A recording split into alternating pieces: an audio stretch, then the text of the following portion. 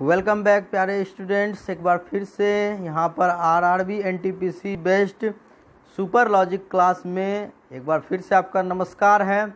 और यहाँ पर हम एक अगले सीरीज को लेकर फिर से उपस्थित हो चुके हैं। तो आज यहाँ पर बेहद ही इम्पोर्टेंट और बहुत ही मज़ेदार सवाल लेकर हम यहाँ पर आए हैं। तो फ्रेंड्स, आप लोग इस वीडियो को अंत तक देखिएगा, सारे सवाल के सॉल्यूशन को ज़रूर देखिएगा, क्योंकि आप लोगों को यहाँ पर एक बेहतरीन सवाल देखने को मिलेगा। और जो लोग नए हैं वो ज़रूर इस चैनल को सब्सक्राइब भी कर लीजिए, क्योंकि आप लोगों के लिए आगे और भी बहुत कुछ है। तो बढ़ते हैं आज के इस सेशन में यहाँ पर। तो इस सेशन का जो यहाँ पर पहला सवाल यहाँ पर आपके स्क्रीन पर आ चुका है। अब तो आप यहाँ पर देख रहे हैं कि जो आपका सवाल है इस समय, पहला सवाल है कि यदि a plus B plus C बराबर 0 तो A square plus B square plus C square बट्टे B square minus A C बराबर व्हाट। तो बहुत ही अच्छा सवाल है यहाँ पर आप लोगों के लिए। तो आइए यहाँ पर हम पहले देखते हैं कि आपके लिए यहाँ पर दी गई है a plus B plus C बराबर 0। तो यहाँ पर आपको निकालनी है जो value A square plus B square plus C square बट्टे B square minus A C की। तो आइए यहाँ पर पहले इसको समझते हैं हम कि जब भी a plus B plus C बराबर 0, अगर ऐसी जब भी होगी तो यहाँ पर क्या वैल्यू हो सकती है। अगर a की वैल्यू 1 हो और b की वैल्यू को भी हम 1 मान लेते हैं, और अगर c की वैल्यू को -2 मान लेंगे, तो यहाँ पर 2 - 2 बराबर क्या हो जाएंगे, 0 हो जाएंगे। तो यहाँ पर हम a को 1, b को 1 और c को -2 मान लेते हैं। तो आपके यहाँ पर ये आपके a प्लस बी प्लस सी 0 हो जाएंगे। तो अगर यहाँ पर a की वैल्यू 1 तो 1 की स्क्वायर, b की वैल्यू भी 1 तो 1 की स्क्वायर, और यहाँ से आपकी c की वैल्यू -2 है तो -2 की स्क्वायर कर लेते हैं। और नीचे आपके हैं b स्क्वायर, यानी b भी 1 है, 1 की स्क्वायर और माइनस ए सी। तो a आपके हो गए यहाँ पर 1 और c आपके हो गए -2। तो अब यहाँ से हम लोग देखते हैं 1 के स्क्वायर 1, फिर यहाँ 1 के स्क्वायर 1, तो 2 प्लस और 2 के स्क्वायर 4, 6 और नीचे आपके 1 माइनस माइनस प्लस 2। तो यहाँ पर आपके हो गए 6/3, तो 3 दूनी 6, यानी कि आपके हो गए 2। ऑप्शन नंबर सी इस सवाल का सही जवाब। तो मैं एक बात और यहाँ पर बता दूँ स्टूडेंट्स कि जो ये सवाल है, आप अगर यहाँ पर a b c के मान मैंने 1 1 और -2 लिए, आप यहाँ पर कोई भी मान रख सकते हो, आपकी आंसर हमेशा 2 ही आएगी, क्योंकि ये एक एक्सप्रेशन है और एक्सप्रेशन पे प्रत्येक मान जो होता है वो बिल्कुल एक जैसा ही वैल्यू यहाँ पर डोनेट करेगा। तो यहाँ पर आप a b c की कोई भी वैल्यू रखकर जहाँ पर a plus B plus C बराबर 0 हो जाए उसे आप रख सकते हो। बढ़ते हैं नेक्स्ट क्वेश्चन की ओर। यहाँ पर तो आपके लिए यहाँ पर जो अगला सवाल है, आप देख रहे हैं कि 4 cos square theta plus 5/1 plus 10 square theta. थोड़ा हम सवाल को यहाँ पर थोड़ी सी कुछ गड़बड़ी के कारण ऐसा लग रहा है। चलिए कोई बात नहीं है, सबसे पहले सवाल पे देख लें। तो 4 cos square theta plus 5/1 plus 10 square theta plus 9/1 plus cot square theta का संख्यात्मक मान कितना होगा। तो यहाँ पर हम लोगों को इसकी संख्यात्मक मान बतानी है। तो आइए यहाँ पर हम लोग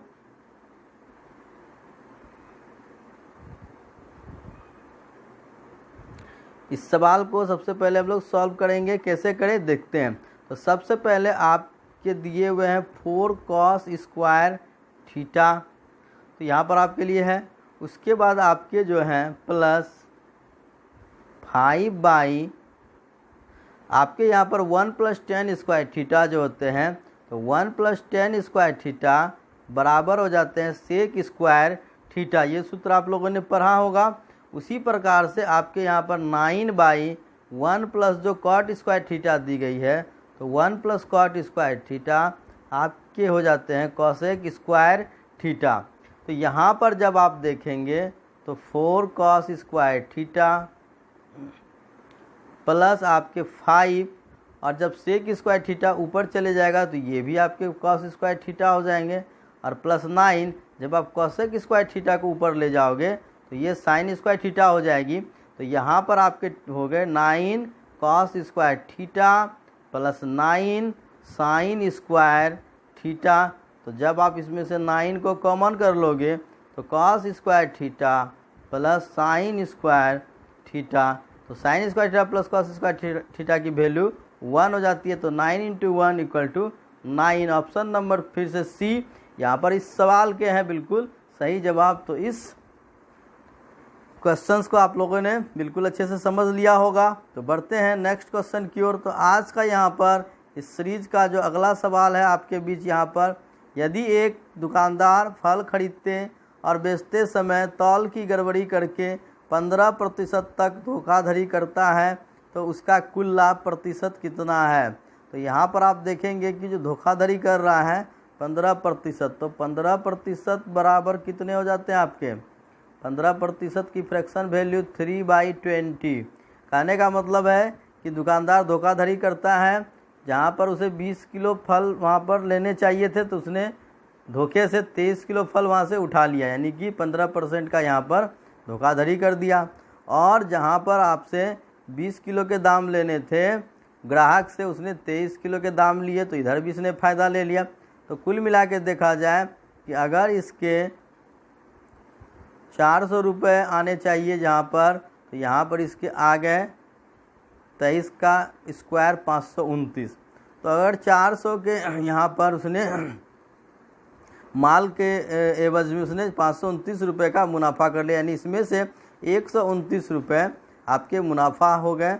तो अगर यहाँ पर हम देखें तो उसका जो लाभ हो रहा है 400 रुपये पर कितना लाभ हो रहा है 129 रुपये, क्योंकि 400 तो उसकी पूंजी हो गई। तो अगर 400 पर 129 है तो अगर हम इसे 100 पर निकालेंगे तो इसे 4 से डिवाइड कर दिया, तो इसे हम 4 से डिवाइड करेंगे तो 4 तिया 12, 4 दूनी 8, 4 दूनी 8, 4 5, यानी 32.25% का कुल इसका जो होगा वह लाभ प्रतिशत हो जाएगा।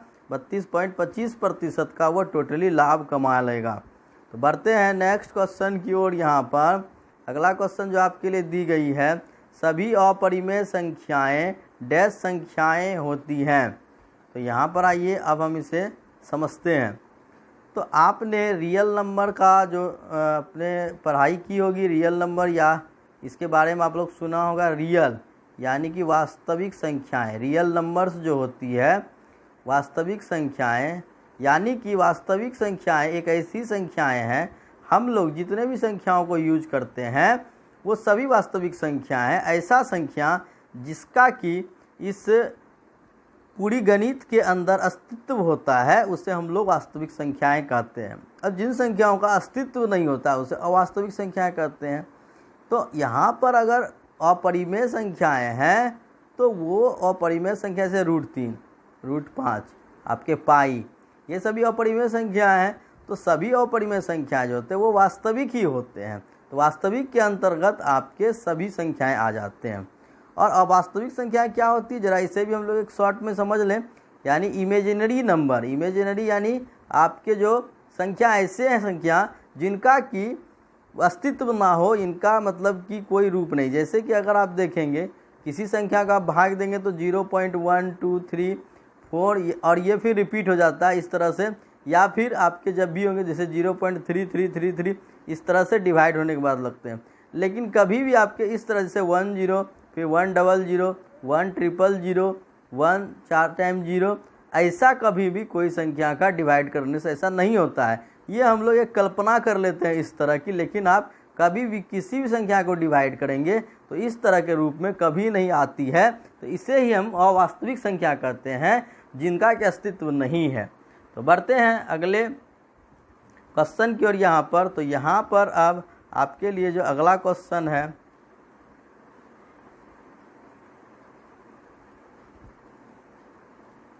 तो आप यहाँ देख रहे हैं कि 5 पर जो आपके यहाँ पावर है 0.25 इंटू 125 पर पावर है 0.25 और 256 पर पावर है 0.10 इंटू 256 पर पावर है 0.15। तो इसकी वैल्यू आपको निकालनी है। तो आइए यहाँ पर हम लोग सबसे पहले इस सवाल को यहाँ देख लेते हैं। आपके जो 5 पर पावर है 0.25 और इंटू अब यहाँ जो 125 पर आपके पावर, तो 125 को हम लोग 5 पर पावर 3 लिख सकते हैं और फिर उस पर जो पावर आपकी है 25 उसे भी हमने यहाँ पर लिख लिया। तो पावर पर जो पावर होती है वो मल्टीप्लाई हो जाएगी।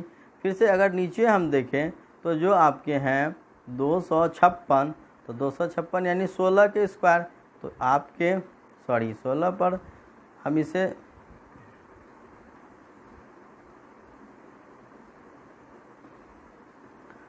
अगर हम इसे दूसरे तरीक़ा से लिखें तो 2 पर अगर हम पावर लिखेंगे तो 2 पर पावर आपके हो जाएंगे 8। तो 2 पर पावर 8 गुना 0.10, फिर इंटू आपके 2 पर पावर 8 इंटू 0.15।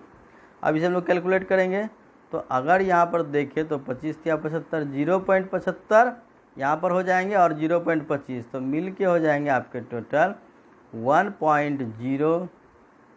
और नीचे की बात करें तो आपके जैसे कि 8 गुना 10, 0 पॉइंट यहाँ पर 80, और यहाँ पर आपके 15 × 120 यानी 1.20, तो ये आपके हो गए 2.0 यानी कि 2 टू द पावर 2.0।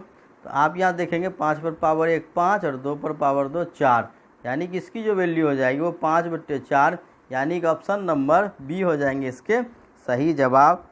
तो उम्मीद है कि इसे अच्छे से आप लोगों ने समझ लिया होगा।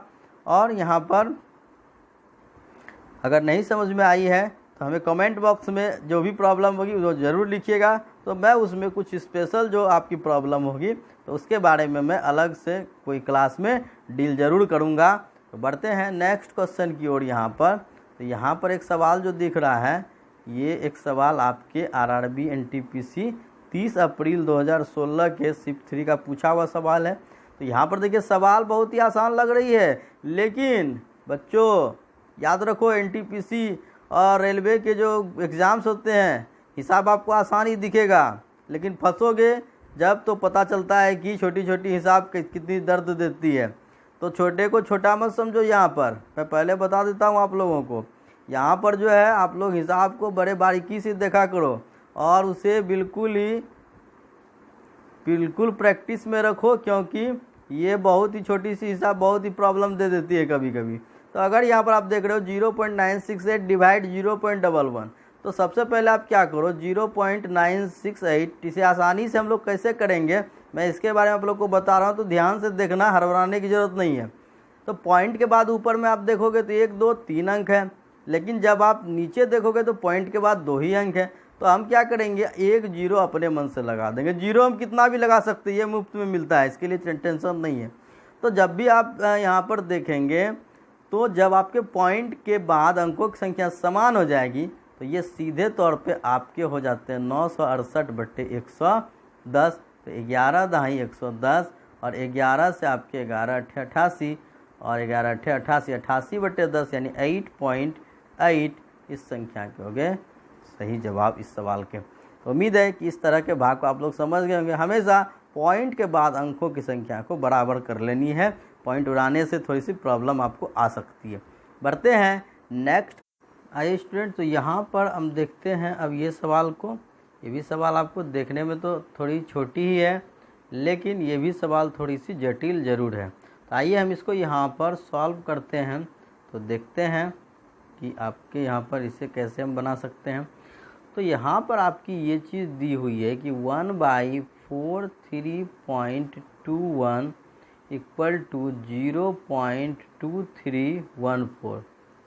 तो आपको यहाँ पर एक चीज़ ध्यान देनी है कि आपके यहाँ पर 2 नंबर्स हैं, एक आपके हैं 4321 और एक आपके हैं 2314। गौर से बिना पॉइंट के अगर देखें तो आपको ये यहाँ पर अगर हम इसके नीचे 1 मान लें तो आप यहाँ पर देखेंगे कि 43.21 और मल्टीप्लिकेशन अगर कर दे 0.2314 इक्वल टू आपके हो जाते हैं 1, यानी कि जो 4321 है और 2314 की मल्टीप्लिकेशन 1 हो जाती है, लेकिन पॉइंट के बाद आपके 2 यहाँ 4 और यहाँ 2 6 अंक होने चाहिए। तो यहाँ पर जब आपके 6 अंक होने चाहिए तो यहाँ पर आपके ऑलरेडी 1.0.1230 और 4321 है। तो अब अगर हम तो 4321 और 2314 इस दोनों की मल्टीप्लिकेशन से 1 होती है। तो यहाँ पर आपके 0.000431 है और इसमें अब हम मल्टीप्लाई करेंगे 2314 से। तो यहाँ पर आप क्या देखेंगे कि ऑलरेडी यहाँ पॉइंट के बाद आपके यहाँ पर 6 और 7 अंक यहाँ हो जाते हैं, जबकि यहाँ 6 ही अंक होनी चाहिए। तो इसलिए हम लोग क्या करेंगे, यहाँ पर एक 0 अलग से लगा देंगे। तो यानी कि इसकी तब जाकर ये भी बराबर क्या हो जाएंगे, 1 हो जाएंगे, और पॉइंट के बाद यहाँ भी 6 अंक ही रह जाएगी। तो इसलिए यहाँ पर इसे किससे मल्टीप्लिकेशन करना होगा, यहाँ जो वैल्यू होगी वाट की, वाट के जगह पर 23,140 आने चाहिए, लेकिन यहाँ पर ऑप्शन में ये आपके नहीं दी हुई है। तो इसलिए चलिए इस सवाल को आप लोग ज़रूर सॉल्व कर लीजिएगा, क्योंकि ऑप्शन में ऐसा कोई नहीं दिया हुआ है। तो कोई बात नहीं है, आपके सॉल्यूशन सही होनी चाहिए। बढ़ते हैं नेक्स्ट क्वेश्चन की ओर। यहाँ पर तो यहाँ सवाल है कि आपके 1 से 50 तक पूर्णांकों का योग कितना है। तो यानी कि जब भी 1 से 50 मतलब प्रथम 50, तो प्रथम 50 पूर्णांकों का जब भी आपको योग निकालना है तो आप उसे, इसकी फार्मूला क्या हो जाती है आपके n × n+1/2। यानी कि अगर आपको 50 संख्या है तो 50 × 51/2 हो जाएंगे। तो 2 से हमने इसे 25 बार में कटा दिया, तो यहाँ से आपके हो जाएंगे 25 × 51, जबकि हो जाएंगे 1275। यानी कि ऑप्शन नंबर आपके हो जाएंगे ए, बिल्कुल सही। तो बढ़ते हैं यहाँ पर नेक्स्ट क्वेश्चन की ओर। तो यहाँ पर आपको दी गई निम्नलिखित में से कौन सी भिन्न जो है वो आपकी सबसे छोटी है। तो यहाँ पर आइए हम लोग सवाल पे यहाँ पर थोड़ा सा दिमाग लगाएं कि सबसे छोटी भिन्न की बात है। तो अगर हम देखेंगे जिस सबसे छोटी, अगर हम एक के किसी भी सिंगल नंबर के नीचे अगर हम जितनी भी 0 को बढ़ाते जाएंगे वो संख्या उतनी ही छोटी होते चले जाएगी। तो यहाँ पर देखें तो 1/10 से छोटी 1/100 हो जाएगी, और इससे भी छोटी आपके 9/1000 हो जाएंगे। और यहाँ पर अगर हम इसकी 20 कटा दें तो 5/100, और ये आपके 9/1000 है। तो इसलिए आपके 9/1000 जो है वो सबसे छोटी हो जाएगी। तो बढ़ते हैं नेक्स्ट क्वेश्चन की ओर। यहाँ पर तो यहाँ पर आपके दिए हुए हैं कि दो संख्याओं का जो अनुपात है वो 11:15 है और उनका मौसोपो 13 है। तो संख्याएं क्या होंगी। तो यहाँ पर जो आपके मौसोपो होते हैं यानी कि SCF जो होते हैं, SCF आपके x की वैल्यू यानी कि वो आपकी जो फैक्टर होती है यहाँ पर अनुपात की, वो अनुपात की फैक्टर हो जाती है। तो आपके अगर 13 से 11 में गुना करेंगे तो 143, और आपके 13 से 15 में गुना करेंगे तो 195। तो आपके 143 और 195 ऑप्शन नंबर ए हो जाएंगे सही जवाब। डायरेक्ट आप SCF से अनुपात को गुना कर दे, वही आपकी संख्या हो जाती है। बढ़ते हैं तो यहाँ सवाल अब प्रायिकता की सवाल है। एक बर्तन में आपके 2 लाल 3 नीली और 4 काली गेंद हैं। यदृच्छा 3 गेंद निकाली जाती है तो सभी के एक ही रंग के होने की प्रायिकता क्या है। तो यहाँ पर ये जो सवाल है प्रायिकता का है, लेकिन ये कॉम्बिनेशन से जुड़ा हुआ है, क्योंकि यहाँ पर आपके देखिए 3 गेंद निकाली जा रही है। जब एक गेंद आप निकालते हैं तभी वो सिंपल प्रायिकता होती है, लेकिन जब आप यहाँ पर एक साथ 2 या 2 से अधिक गेंद निकालेंगे तो वहाँ पर कॉम्बिनेशन की बात आ जाएगी। तो यहाँ पर आपके जो लाल गेंद है वो आपके हैं 2, नीली गेंद आपके हैं 3 और काली गेंद है आपके 4। तो टोटल यहाँ पे आपके 9 गेंद हो गए। लेकिन यहाँ बात की जा रही है कि तो 3 गेंद निकालेंगे और सभी एक ही रंग के होने की बात है।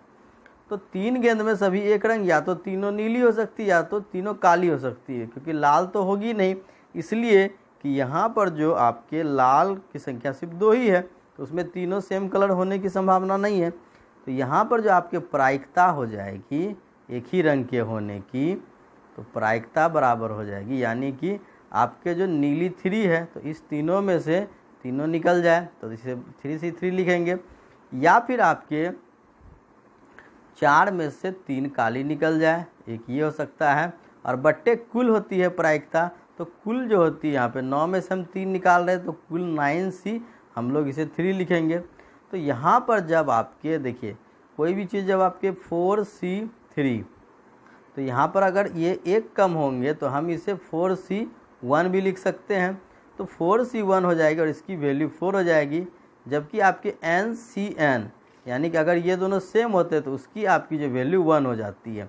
तो यहाँ से आप देखेंगे कि जब आपके 3C3 है तो उसकी वैल्यू 1 हो जाएगी, प्लस 4C3 की वैल्यू 4 हो जाएगी, और यहाँ पर 9C3 जो हो जाएंगे ये आपके हो जाएंगे 9 × 8 × 7 और बाई 3 × 2 × 1। इस तरह से करते हैं। जो आपके 9 होते हैं वो 3 अपोजिट 3 तक आनी है, फिर लास्ट में यहाँ पर 3 2 1 जो नीचे की होती है उससे हम लोग ले लेते हैं। तो यहाँ से आपके 3 तिया 9 कट जाएंगे और आपके यहाँ से 2 चौके 8 कट जाएंगे।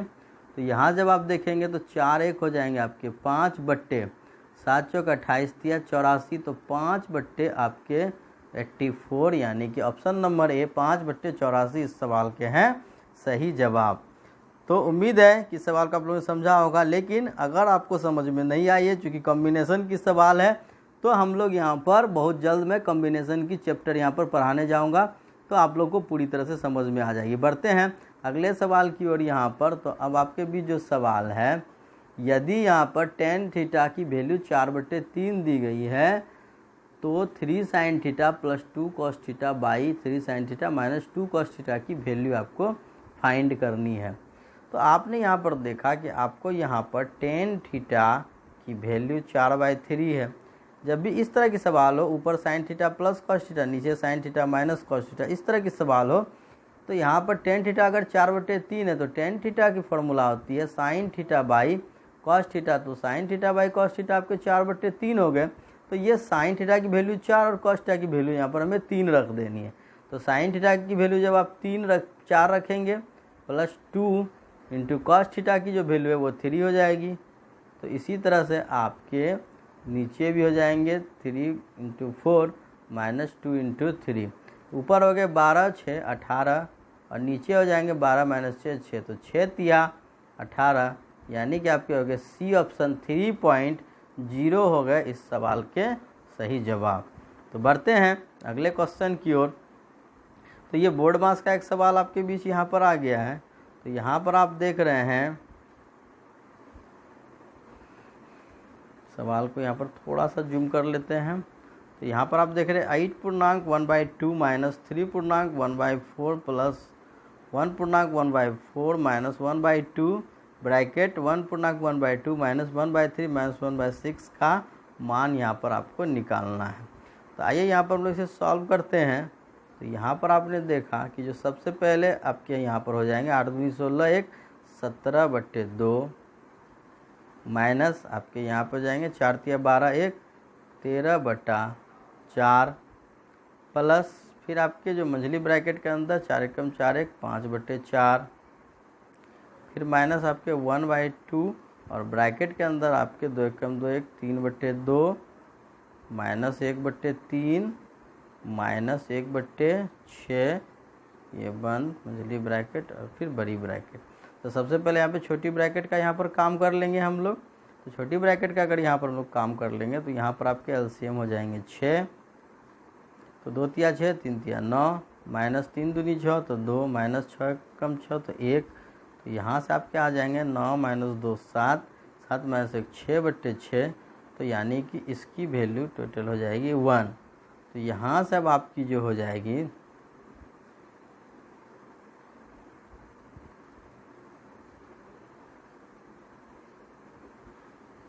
क्योंकि इस ये पूरे पर्सन की वैल्यू 1 हो गई, इसलिए यहाँ पर सिर्फ -1/, आपके 2 रह जाएंगे।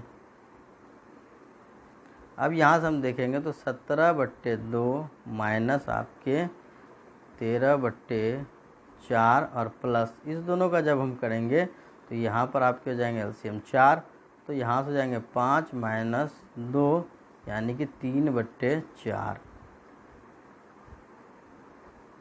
तो इस प्रकार यहाँ पर आपके हो गए 17/2 माइनस और यहाँ पे 13/4 प्लस 3/4, तो यानी कि 16/4। तो यहाँ पर लोग क्या करेंगे सहूलियत के लिए, अगर यहाँ /4 है यहाँ भी /4 करने के लिए इसे डबल कर लेंगे, तो आपके 17 दूनी यानी 34/4 में आपके माइनस हो गए 16/4। तो जब आप 34/4 में 16/4 करेंगे तो आपके हो जाएंगे 18/, ये आपके हो जाएंगे 18/4, यानी कि 2 दूना 4, 2 9 18, 9/2।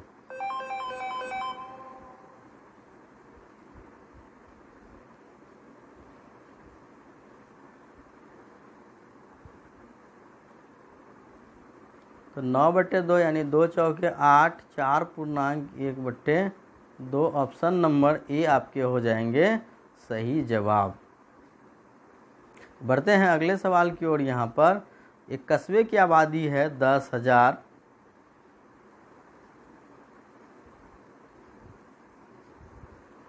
यदि पुरुष 5% और स्त्री 6% की दर से बढ़े तो आबादी 10,540 हो जाती है। तो कस्बे में कुल स्त्रियां कितनी हैं, ये निकालिए। तो आइए यहाँ पर हम लोग सवाल को सॉल्व करें। तो आपने यहाँ पर देखा जो कस्बे की टोटल आबादी है वो है आपके 10,000, और यदि पुरुष 5%, स्त्री 6% की दर से बढ़े तो वहाँ की आबादी 10,540 हो जाती है। यानी कि जो आपकी आबादी में जो वृद्धि होती है वो 540 की वृद्धि हो जाती है। लेकिन यहाँ पर सवाल आपके दी हुई है कि जो पुरुष है वो 5% की दर से और जो स्त्री है वो आपके 6% की दर से बढ़ती है। तो यहाँ पर अगर हम देखें तो आपके जो स्त्री हैं इससे हम लोग 5% प्लस 1% करते हैं। तो अगर 5% पुरुष और 5% स्त्री बढ़े तो टोटल 10,000 का एक बार 5% हम लोग कर लेंगे। तो 10,000 का जो 5% होगा यानी 1/20, तो यहाँ से आपके हो जाएंगे 500। लेकिन यहाँ पर आपके टोटल तो जनसंख्या वृद्धि 540 हुई है। तो ये जो आपके रेस्ट जो 40 बचते हैं, तो ये 40 आपके जो 1% स्त्री हैं वो 1% 40 के बराबर हो गए। तो अगर 1% 40 के बराबर है तो 100% आपके कितने हो जाएंगे, 100% आपके 4,000 हो जाएंगे। यानी कि स्त्री की जो संख्या है वह 4,000 है और पुरुष की संख्या आपके 6,000 हो जाएगी। तो यहाँ से स्त्री की संख्या मांगी जा रही है तो आपके हो जाएंगे 4,000। उम्मीद है इस सवाल को आप लोगों ने समझा होगा। तो पहले अगर स्त्री 6% बढ़ रही है, पुरुष 5%, तो पहले हम 5-5 दोनों को इक्वल कर लेंगे। तो एक ही मुश्त 5% हम कुल जनसंख्या का निकाल लेंगे। रेस्ट जो आपके बच जाएंगे चाहे स्त्री हो या पुरुष, तो वो जो संख्या होगी रेस्ट, जैसे यहाँ पे 40 हो गई तो रेस्ट परसेंट वो आपके 40 के बराबर हो गए। तो यहाँ पर आज के लिए इतना ही सवाल आपके लिए। तो सॉरी, यहाँ पे एक और सवाल आपके लिए देखते हैं। यहाँ पर जो अगला सवाल है कि दो संख्याओं का आपका अनुपात दिया हुआ है 1:2 और मौसो यहाँ पर 16 दिया हुआ है, तो उनका लॉसो क्या होगा। तो यहाँ पर 1:2 संख्या है और यहाँ पर जो एचसीएफ है वो आपको 16 दी गई है। तो इसकी एलसीएम निकालनी। तो जब भी इस तरह की सवाल हो तो आप अनुपात के दोनों अंक और एचसीएफ सभी को एक साथ मल्टीप्लाई कर दो। आपके 16 दूनी 32 से कम 32, तो 32 आपके हो जाएंगे इसका एलसीएम। तो उम्मीद है कि यहाँ पर आप लोगों को ये सवाल समझ में आ गई होगी। तो आज के सेशन के लिए बस इतना ही। तो उम्मीद है कि आप लोगों को ये सेशन भी पसंद आया होगा। सारे सवाल आप लोग अच्छे से देखे होंगे। तो इसके साथ ही आज का सेशन यहाँ समाप्त करते हैं। तो जो लोग नए इस चैनल को देख रहे हैं तो ज़रूर सब्सक्राइब कर लें, क्योंकि एक से एक बेहतरीन चीज़ आप लोगों के बीच आ रही है। और इसके साथ ही तो आज के सेशन को समाप्त करते, तब तक के लिए गुड बाय।